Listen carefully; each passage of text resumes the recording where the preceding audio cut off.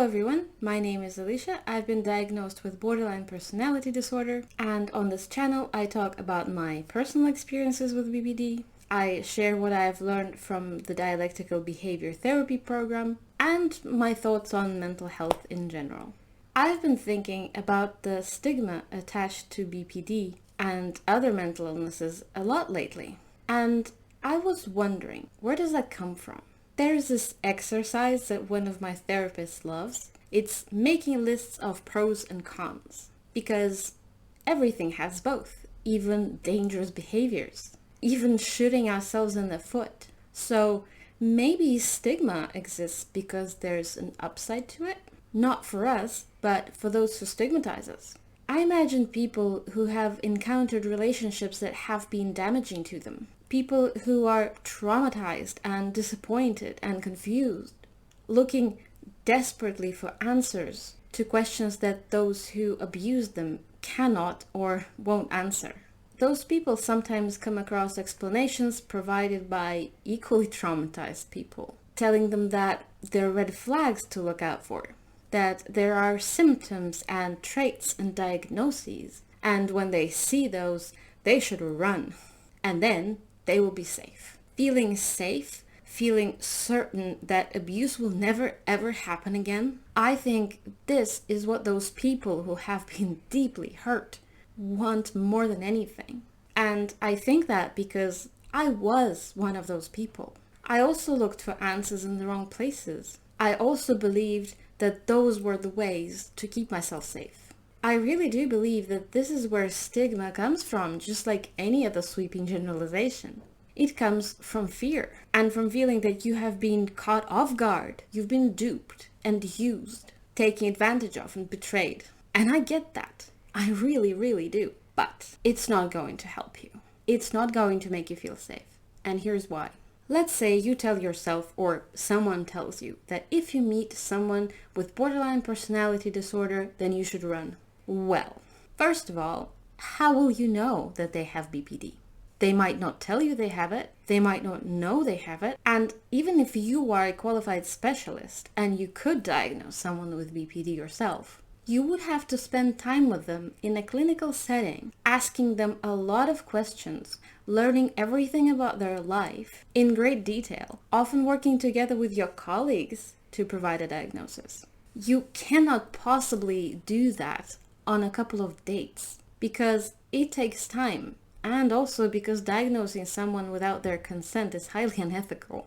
And if you're a layperson like me, you can never be sure that someone has a particular diagnosis unless they tell you and you trust that they are sincere about it. Plus, it's very likely that even if the person in question does qualify for a diagnosis of BPD, they may never have looked for one, never been in therapy, never even heard of borderline personality disorder. Secondly, to qualify for a diagnosis of BPD, a person needs to meet 5 out of 9 diagnostic criteria.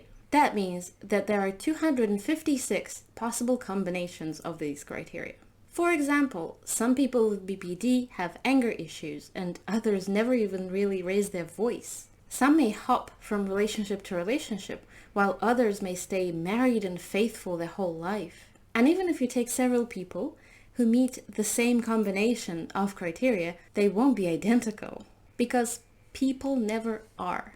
Plus, the same symptoms may manifest themselves differently, depending on many things, like whether the person knows that they have BPD, whether they're ready to take responsibility for their actions, whether they have been in therapy and for how long, and how productive the work that they have been doing in therapy has been, and how good of a therapeutic alliance they have formed with their therapist, and what their current situation is like, what kind of stress they're under, how old they are, how good of a support system they have, like family and friends and therapy and the community, etc.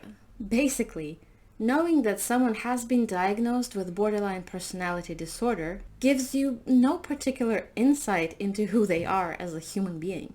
Thirdly, even if your desire to generalize comes from fear and vulnerability, that doesn't make it okay. Whether you discriminate against women or people of color or people with disabilities or with certain mental illness or people of certain professions and lifestyles and subcultures or income levels, you're making a mistake. Your desire to protect yourself is making you stoop to the level of someone who has hurt you because they did not see you as a worthy human being, a sovereign individual deserving of respect. You are not going to make your life better by becoming like them and objectifying someone or reducing them to a diagnosis, a gender, a color, a sexual orientation. You are not making the world a safer place. Not for yourself, not for anyone. But there is good news as well. Don't underestimate your role in the life of someone with BPD. They may have made a million mistakes. They may not have been suitable for other people, but they still may be the one for you. If they love you and you love them and you are both willing to grow and learn, then there is nothing stopping you from being happy together. Every person is on a journey of self-discovery and learning about the world. We're not born with wisdom, empathy, and insight. We learn that. We are all imperfect in our own ways, and we all have some growing to do. There is actually a way that you can protect yourself. And the good news is that it is entirely within your control. Find out where your boundaries are and learn to communicate them in a calm and respectful way. And if you meet a person who does not respect your boundaries, who keeps doing things that hurt you even after you have explained that it was unacceptable, then you will know that this person is not good for you. Find out what you want. Find out where you're ready to compromise and what is a deal breaker to you. Stay true to yourself. Don't sacrifice your values or your mental health for anyone. This goes for everyone, whether they have BPD or not. You don't need to know the diagnosis or the traits that someone does or doesn't have.